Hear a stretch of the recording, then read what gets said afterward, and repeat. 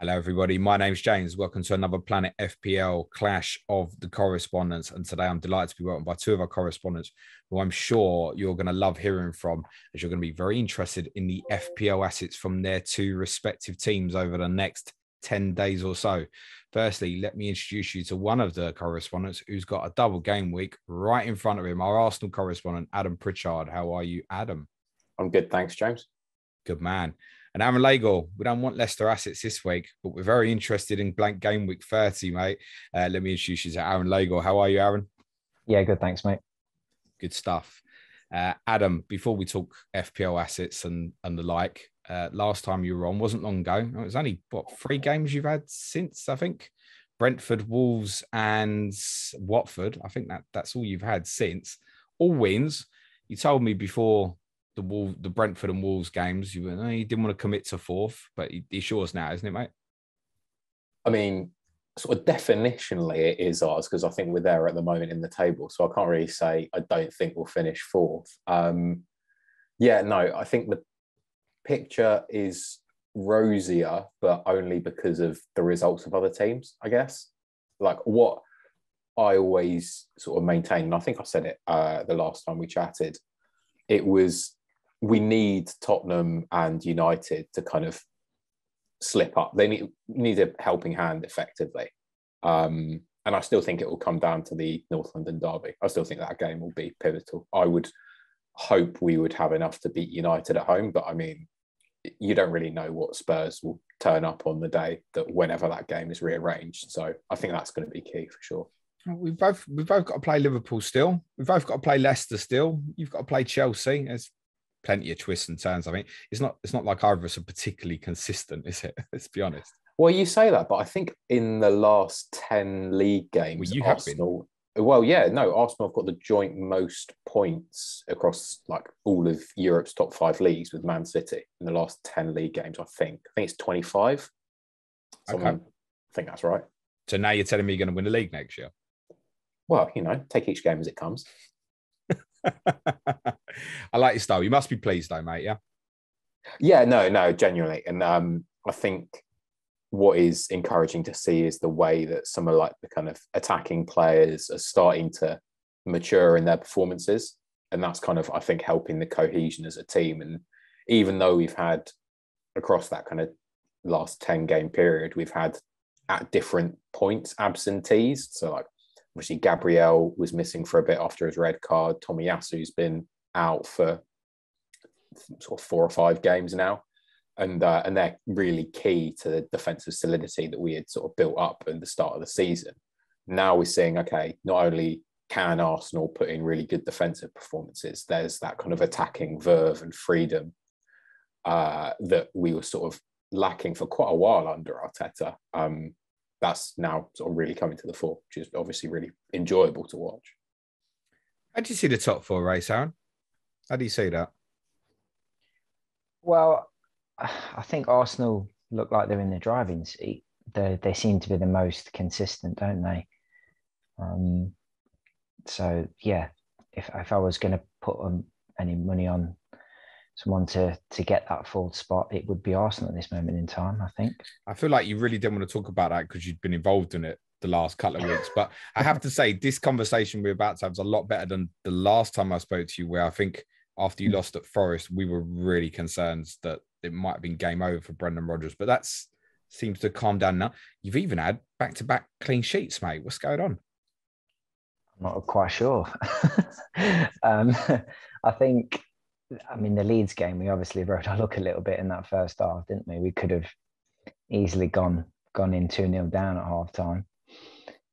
But it's been better. Obviously, we didn't particularly look that under threat against Burnley, which is the game I thought we would be, really. I thought they'd pepper us with set pieces. And wasn't windy or rainy, mate.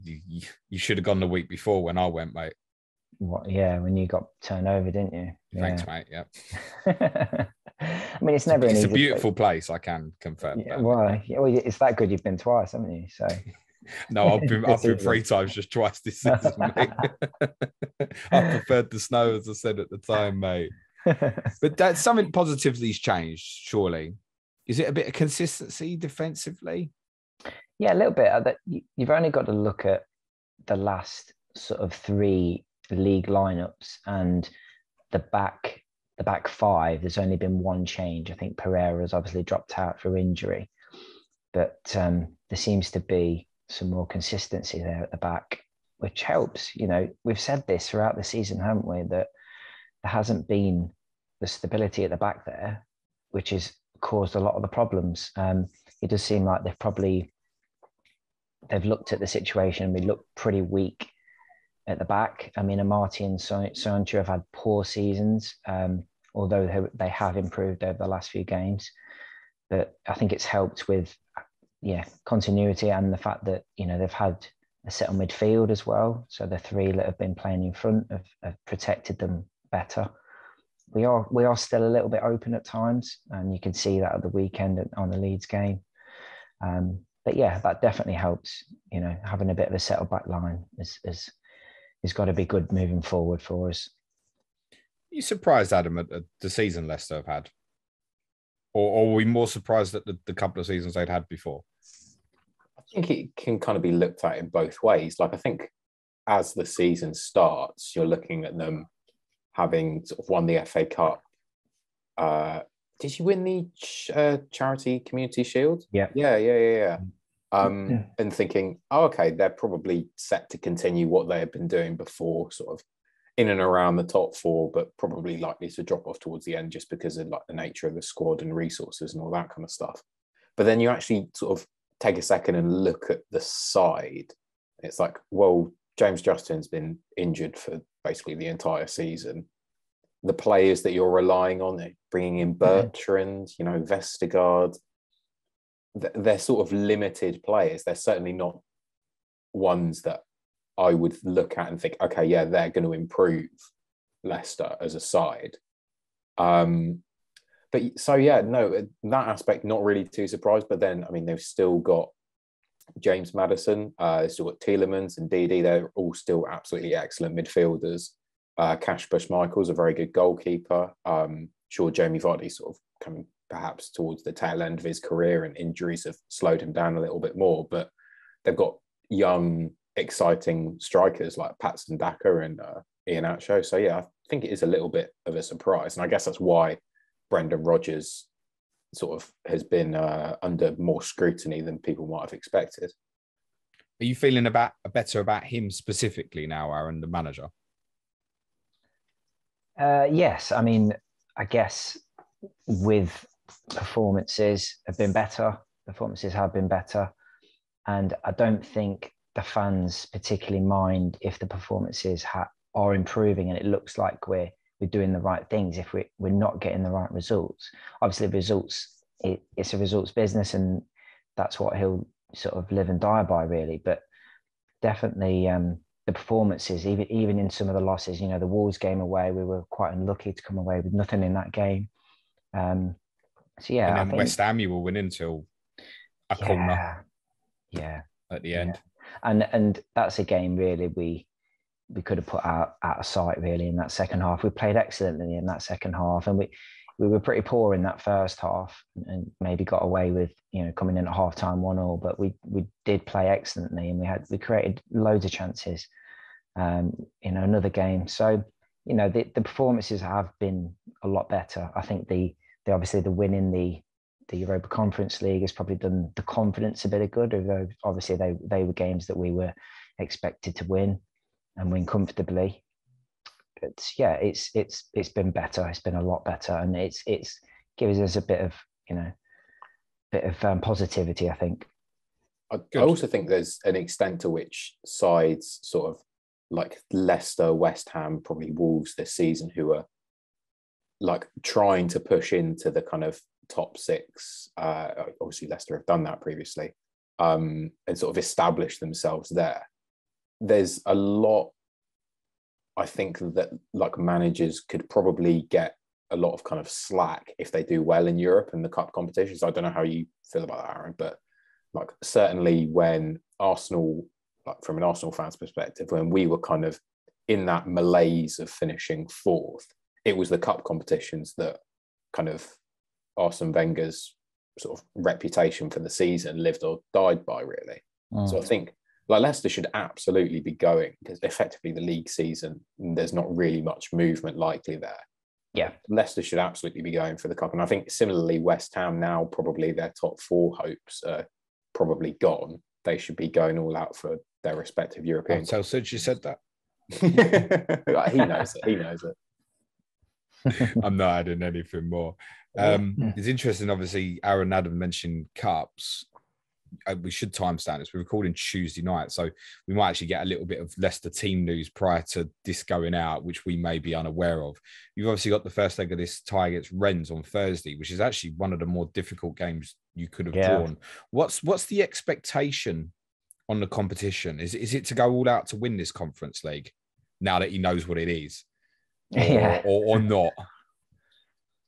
I think he's, like Adam said, I think he's got to prioritize it now. You know, now we are, you know, I guess it was always an outside chance that we would, you know, drop down the league and get sucked into some kind of, you know, battle down the bottom. But we've settled it down a little bit now.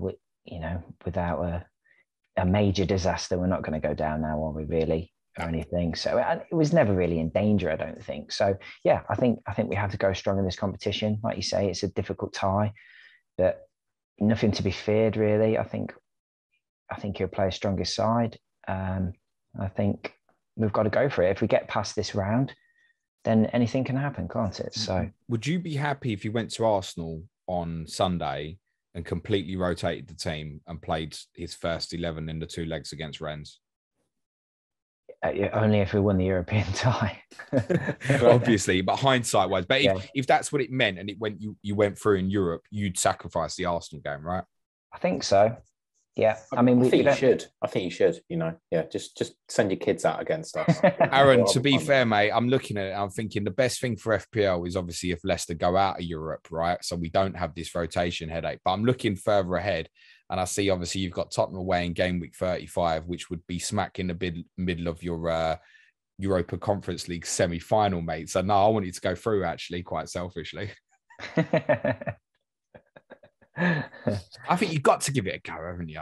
What difference does it make if you finish 14th or 8th, really? Exactly. Yourselves. Exactly. Other than money in the coppers, isn't it, from where you finish? But it does. And I've no doubt that we'll speak to you again, Aaron, when we kind of get round to your doubles nearer the end, and there is every chance you could have a back-to-back kind of double right at the end. But obviously, if you stay in that competition, it's going to make it an absolute nightmare, isn't it? What with rotation? Yeah, I mean, Vardy's not going to play Sunday, Thursday twice over, is he? It's obvious. No, and they'll keep him fresh for that competition if we're still in it, won't they? It'll be Kasper Schmeichel will be in 80% of live teams, I think. So it'll be the only one we can look at and go, he's going to play. Or would he even play Danny Ward in goal and fresh Schmeichel? I doubt that. I think he's probably learnt his lesson from the cup match in that respect, but I guess we'll see. But yeah, Schmeichel generally doesn't really miss a game, does he? So no. And I wouldn't expect to. Is he second or third record appearances for the club now, I think, as well? Yeah, and we need him. Just like we haven't got many leaders on the pitch, and he's clearly one. So, you know, Vardy coming back is another. So he's definitely, you know, we need him in there. Yeah, you know, I think he's part of the problem on the defending corners specifically, but I do still think he's a very, very good goalkeeper and very important to that football club and has been for a long time now. Yeah, it was interesting, that was actually. Cheers, mate. Yeah, you have to get people to pay for it now, wouldn't you? Yeah. Adam, last Thursday, I want to say, you sent a nice little tweet out and kind of ruined you coming on Clash of Correspondence by telling everyone in order who your favourite Arsenal FPL assets were. And I'm going to read that tweet. This is how I would rank Arsenal players from an FPL perspective. Ramsdale, Saka, White, Martinelli, Odegaard / Smith Rowe. I guess that's dependent on who's playing. Gabriel / Tierney. As a Tierney owner, I'm surprised to see him joint sixth on the list there, mate. But I think you've got some theory behind why, haven't you? Which would be good for you to explain.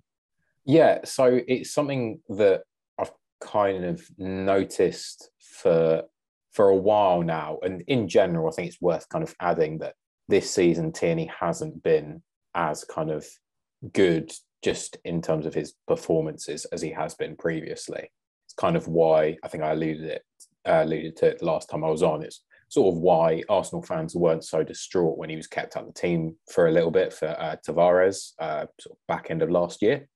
But basically, the way Arsenal kind of balance their fullbacks is, rather than like typically you kind of quite often have two fullbacks bombing on either side, Arsenal will prefer to have one who is kind of more of a sort of offensive threat and one who is able to cover for the fact that now in this new midfield system we're playing, there's kind of more license for sort of for whoever is next to Thomas Partey, who is still the pivot, to move forward a little bit. So that's the kind of role that Xhaka's playing at the moment on the left-hand side of the midfield three. So what that essentially means is Tierney is the fullback who is kind of a little bit more reserved, and Granit Xhaka is the one who's pushing up, sort of more advanced than you'd sort of typically expect him to be.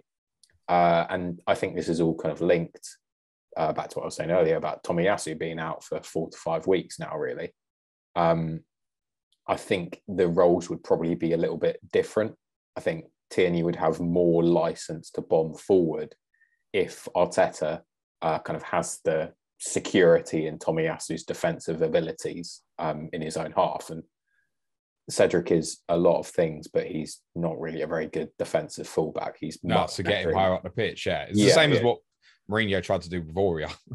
Well, keep him far away from it, basically. Yeah, exactly. And so now what you kind of have is, like I was saying, Xhaka's pushing up a little bit more, so Tierney's more withdrawn. So if Arsenal do lose the ball and get caught on a counter, the kind of three that are in Arsenal's defensive zones, it's going to be White, Gabriel and Tierney, which is much better than having like White, Gabriel and Cedric, or White, Gabriel and Xhaka, God forbid, whose turning circle sort of makes a dump truck look dynamic. You've used that term on this pod about him before, mate. Is he still pissing you off? I've used lots of terms about him before. No, I kind of do. I'm accepting now of his limitations because I would drive myself mad if I didn't. And I almost feel sorry for him because he's now performing a role which, like, he knows he isn't the end goal for. And like Arsenal fans know, okay, yeah, in the summer we're going to upgrade this kind of left 8/6 player. Xhaka isn't kind of the ideal person for that role. So I kind of feel sorry for him in that way. He's helping a team mold a play style that he won't be a part of, like, kind of in the future. So do you think when Tomiyasu comes back, do you think that will free up Tierney again? And therefore, does that mean Xhaka and Partey switching the roles? Or does it just mean Xhaka goes back deeper, more kind of like alongside Partey? What's the impact then when Tomiyasu comes back fit? Because eventually that's going to happen. Tomiyasu's obviously going to win his place back when he is fit. I think we all quite rate him. Yeah, no, I think that kind of depends. That kind of depends on the game, I suppose. We could see a shift back to the kind of double pivot midfield that we were kind of majoritively playing earlier on in the season, in terms of Xhaka and Partey both being a little bit deeper. And sort of Tomiyasu's better kind of defensive solidity might still allow Xhaka to be a little bit more progressive, but then also give Tierney that license to go forward. I don't know. The other problem I don't think it would solve is the fact that a lot of Arsenal's most technically secure players are on the right-hand side of the pitch or are right-footed. So if you think Thomas Partey's kind of right-footed, he's naturally inclined to go that way. When we're playing the midfield three, Odegaard is on the right of that three. He's kind of our creator-in-chief. Obviously, Saka's on the right wing. And even Ben White is our kind of most ball-playing centre-back. He's right-footed and he's on the right-hand side. So naturally, quite a lot of our play is now channeled just through the evolution of the side on that right flank. So I think that's probably going to impact the amount of opportunities Tierney has sort of attacking-wise. Okay, interesting. So you think Ramsdale's still the best choice, yeah? As an Arsenal asset? I think for the time being, yes, mainly because he's a bonus magnet, really. He can rack up quite a lot of saves. And in terms of other goalkeepers in that bracket, his ownership is probably quite high amongst them. I don't really know where else you would be looking. I mean, Saka, I think you could probably put Ramsdale and Saka as equal. I think Saka's probably nearing the point where if he's not in your side, he's not in my side, and my planned transfer is to bring him in this week. I think he's now probably a priority move for most people who don't have him. So on Ramsdale, say I'm sitting there with Tierney, and say I'm not fancying the idea of double Arsenal defensive when you've got Leicester, who I always fancy to score, and Liverpool in a double game week. I've got 5 other keepers with a double game week to choose from. Still Ramsdale? Because I'm thinking about Jordan Pickford, Adam, just for the crack, especially after Monday night, you know? I don't know what you laugh at. I'm still serious. I haven't decided yet.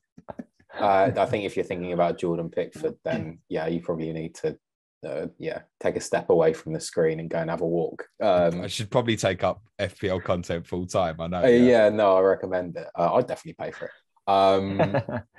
No, I think if you're sat with Tierney, I suppose it's probably in the situation where, because of the double this week, the game next game week as well, or in the blank, you're probably not going to sell. So he's probably not a priority. But if you have him and are going to wild card, I would probably get rid of him.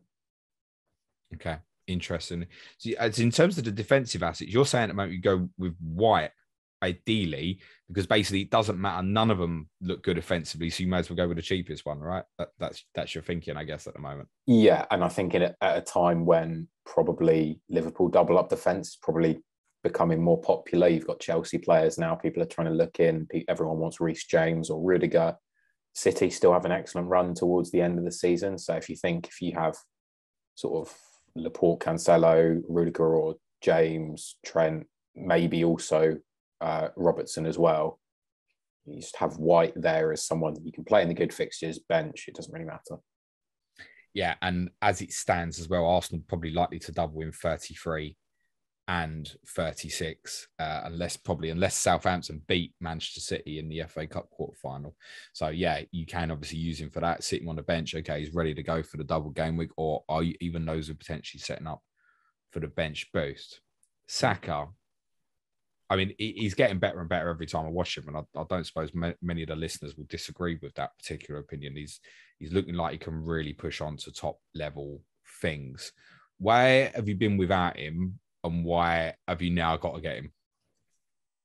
Why have I been without him? Because I had Martinelli prior to his red card, and sort of at that point, it wasn't an immediate priority for me to double up on sort of Arsenal attacking players. I think I needed more time for me to allow myself almost to have confidence in our attack that we can be a side that can go out there and score sort of 2 or 3, or sort of regularly score like 2 or 3 goals in a game.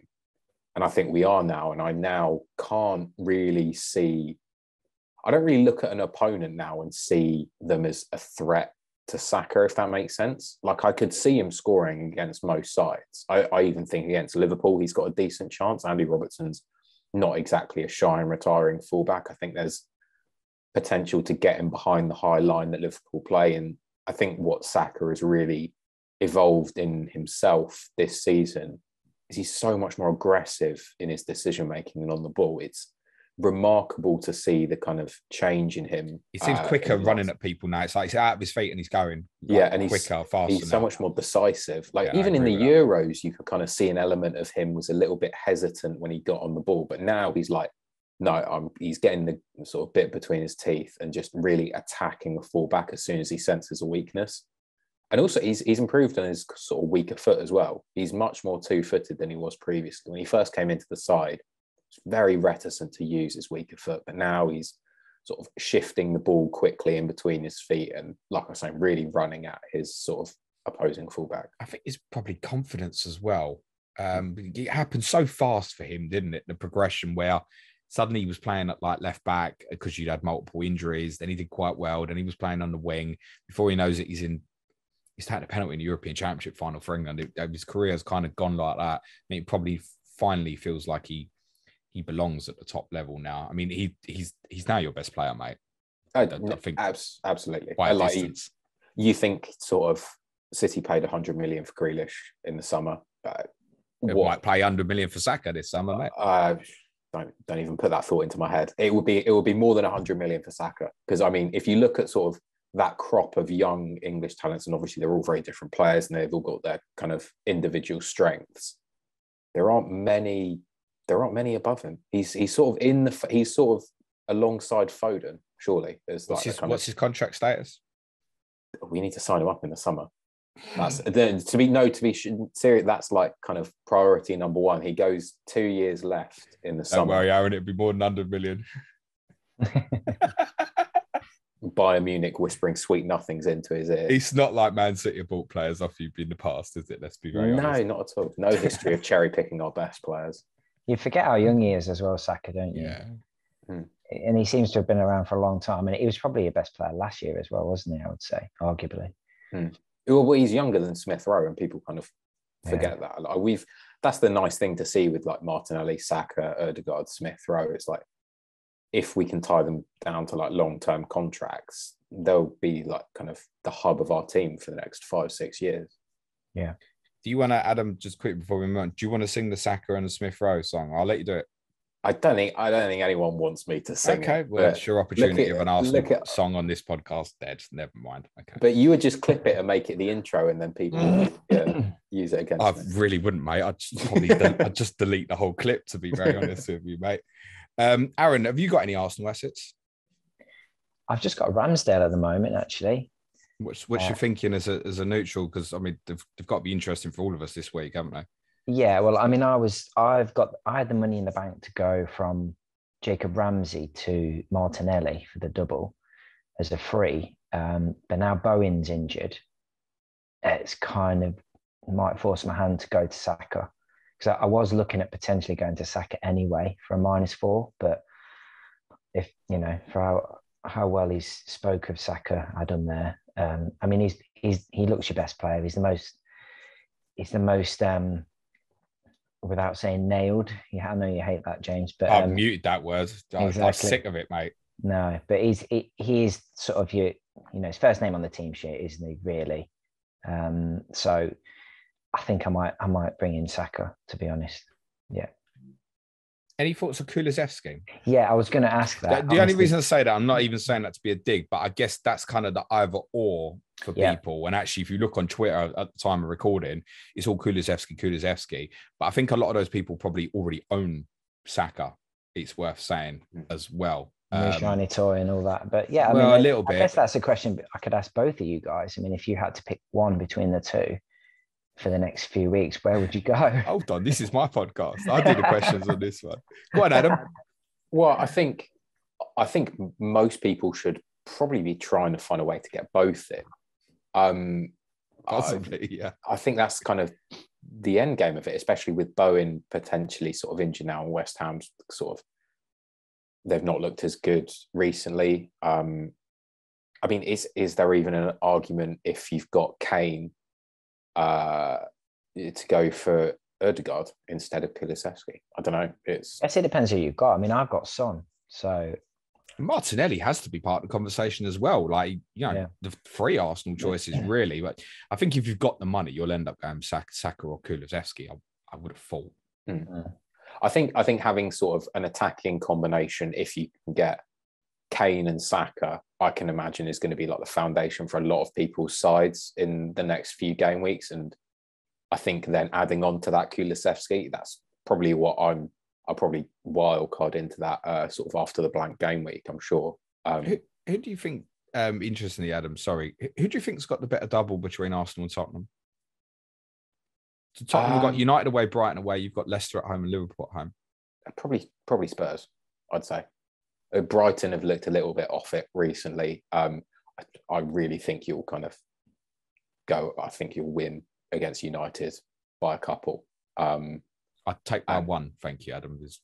I'm not too fussy, mate. Can you not tell I'm trying to jinx you? You're going to go there and batter them. To be honest, I'll talk about this on the pod tomorrow, but I do fancy us, actually. They're a little bit of a mess, aren't they? We know they can turn it on in the big games because they've got great players, but I actually think Tottenham might be quite suited, particularly to Manchester United, more than Brighton, actually. ironically. I think, and also I'd say you've probably got I know it's a derby in the blank game week, but I'd say that fixture, West Ham at home, is probably better than Villa away. Not saying Villa are like amazing or anything, but just the nature of it being an away game. Yeah, I mean, I think that's kind of either or. For someone like, I mean, I'm free hitting in 30, which will bring us on to Leicester in a second. So then I'm not even looking at 30, and I'm looking at afterwards, and then straight afterwards is Newcastle at home for Tottenham, Palace away for Arsenal. Then afterwards you've got Brighton at home, and then we go to Villa. So I mean, the fixtures even feel kind of similar. Like there's some sticky fixtures there for both, but both sides are actually capable of winning all the forthcoming fixtures. And I feel like it's the Liverpool game that makes me wonder, well, what's my real expectation going into Saka now when Watford, Brentford and Wolves has gone? Maybe at this point I should consider going the differential. I think there's a fair shout for that. I would just say that I think if you have Saka and, like I was saying, you have Kane, I think you could probably just like keep them for the rest of the season, really. I don't think you're going to worry about, I mean, yeah, Liverpool isn't a great game, but if you needed to play Saka, it's not going to be like, oh God, I'm having to play Saka. Oh, no, you wouldn't bench him anyway. Sorry, I know loads of people did this week. But... Well, yeah, no, exactly. So I think those two out of sort of the two clubs are probably definitely the best. I guess, yeah, then maybe you would go Kulusevski just because certainly this double I think is better. I'll be honest with you, there's every chance I'm buying one and I have no idea which one yet. So it might be I end up with neither. What I definitely want to do in game week 30, Aaron, on free hit is get free Leicester. I think on paper you've got the best fixture. And I know this is really difficult to call because actually in your case, it probably is a lot of waiting to see what that team is in the second leg against Rennes 3 days before. But I think if I'm free hitting, I've got to go free Leicester, haven't I? Yeah, I mean, providing that maybe Maddison's back, and I mean, you'll definitely go Harvey Barnes, won't you? Because you love him. That's not a guarantee, mate. I mean, no, but exactly that. Like, if Harvey Barnes starts the next 3 games, I probably don't. Like, if he plays Rennes twice and plays Arsenal, I probably don't. Yeah, but he's looking good, isn't he? It's probably a good time to get him. You know, I like Harvey Barnes. I really think there's a talented player in there. I think he smelt the opportunity in terms of Leeds' narrowness, even in the weekend on the goal. I think it's really clever play, better than what people have given credit for. I do really like him. Yes, he's the sort of player I'd want on a free hit. But I think it's dependent on selection. But if it was happening this weekend, right in front of us, without the Europa Conference League, Brentford at home, 3 Leicester players, where would you go? Vardy, Maddison, and Barnes, I think. You go to free offensive. Yeah. You got loads of faith in your lot defensively. No. Well, Ricardo Pereira's got to be fun, mate, if he's available, surely. Yeah, but he's struggled, hamstring injury again recently. Yeah, he can't. He's just so fragile, isn't he? I love him, but he's so. You know, you don't even know if he's going to make 45 minutes, do you? At the moment, it's just too much of a risk, I think. Is there any shout for Schmeichel? Because I'm probably going to free hit as well in the blank game week, and he was sort of the first Leicester player. I thought, okay, well, I know he's going to play. Yeah. Well, you know he's going to play. That's for sure. I mean, it's a good way to go, but he's got no chance of saving a penalty, though. You know that. Like Tony doesn't miss at all. No, so I mean, he's good at saving penalties. So I'd be interested to see if they do get one. I can't remember Kasper Schmeichel saving a penalty for ages, mate. Mo Salah game week, was it 18? Yeah. So it's a rare one I got away with. So who would you go on a free hit on 30 then? Are you thinking the same or? Definitely Vardy. If he hasn't started that game, to be honest, if he doesn't start the game on a Thursday, I think I captain Vardy. I captain over Kane. I think is my thinking at the moment. Honestly, yeah, you just go for it. I would like Barnes. Maddison would be under consideration. Pereira. I'd say the other one, obviously, to speak about is Amati, who, I mean, he is playing every week. He's basically the cheap. Is he still 3.8, Aaron? I feel like he is. At the time of recording, he is anyway. Free hit, though. You won't need that money. But then the problem is, he's like, oh, shit, I might suddenly start looking at him. And then you look at Wesley Fofana and it's, due back March the 20th. So potentially might even be back for that game. He's 4.3. So it's like we all wanted him pre-season at 4.5. And now he's going to deny us Amati at 3.8. I can see it happening. I think Amati might be a popular move for people in 30 to fund something else as part of a hit, possibly. Yeah. Yeah. Do you think he'll stay in the team? Yeah. Yeah, I think he will. I think he's done enough in recent games. Out the two, I'd probably prefer to drop Sionchu. But I don't think that will happen. I thought he was good on Saturday against. Yeah, Leeds. he played well. The best I've seen him play for a while. Yeah. Let's hope he can turn a corner because he's had a disaster season, to be honest. But I mean, he's not the only one. So he was being linked with Man City, wasn't he, before this season? Yeah, Man City, Barcelona. Yeah. Yeah. Just Johnny Evans also penciled back, according to the FPL website, we should never trust. Expected back 20th of March as well. This is not helpful. This is why I don't even think I can think about Leicester assets until next Friday. From that perspective, you certainly wouldn't be advising people to buy early before that Conference League game, would you? And this time next week, there's going to be interest in Leicester players. There has to be, surely. I think, because I think even if you're going into the week with sort of 7-8, I can't see any reason not to punt 2 Leicester offensive players for a -4 and bin them back out on the other side. Or you go for like an Amati, might be something that facilitates, I don't know, this is hypothetically, Robertson to Amati facilitates him, not Jimenez because he's playing that week, but you know what I mean? Someone in that bracket, Wally Watkins, he's playing as well. Who's not got a fixture that week? Calvert-Lewin. Calvert-Lewin up to Vardy. But I think you know the principle of what I'm trying to say. Because I think if Vardy doesn't start that Thursday game against Rennes, I think he'll become very quickly popular for that Brentford game. Because when he has played this year, he's still doing the business. I know Adam said earlier about age catching up with him a little bit. Adam, I've been writing him off every year since we started doing this podcast, and he proves me wrong every year. I think he's more fragile now than he was. I think that's fair. Not necessarily sort of losing any of that kind of finishing instinct or kind of that nice, that good movement he had and still has. I think it happens with all players as they get older. They kind of have these breakdown injuries, and it's like it becomes a repetitive thing that happens throughout the course of the season rather than being a one-time layoff and then they're back. Yeah, he's had niggles with injuries most of the season. Well, he's had a prolonged period out, hasn't he? But I mean, he's still got 10 goals this season, which is more than I think the likes of Kane, Lukaku, Ronaldo. I think he's still got more than most of them, mate, or if not all of them. So, yeah. With that, I mean, Brentford, I obviously had a very good result at the weekend, but I think I'd fancy you at home to punt it. I know that, especially on a free hit, I don't have to look at it the following week when you go to Manchester United. But then there's every case that point to say maybe you'd still need it. Cut the quick fires before I let you go, guys. Adam, what would you say to someone who was considering going Jimenez to Lacazette? Why do you still have Jimenez? Why are you thinking of getting Lacazette? That would be what I would say. Is Lacazette not just ticking over really great here, mate? He is. He's just not a goal scorer. There are much better value assets at Arsenal. I mean, I suppose if you have him in place for the double and then you have him for the blank and you're not free hitting, then yeah, I suppose I don't necessarily hate it. And certainly it would seem like getting rid of Jimenez should be a priority for most owners, I would think, at this stage. And yeah, he probably will get a few more assists. I think he'll probably continue to play that facilitating role, but don't expect goals from him. Admittedly, it is mainly assists, but he's got 10 attacking returns in his last 10 league games, mate.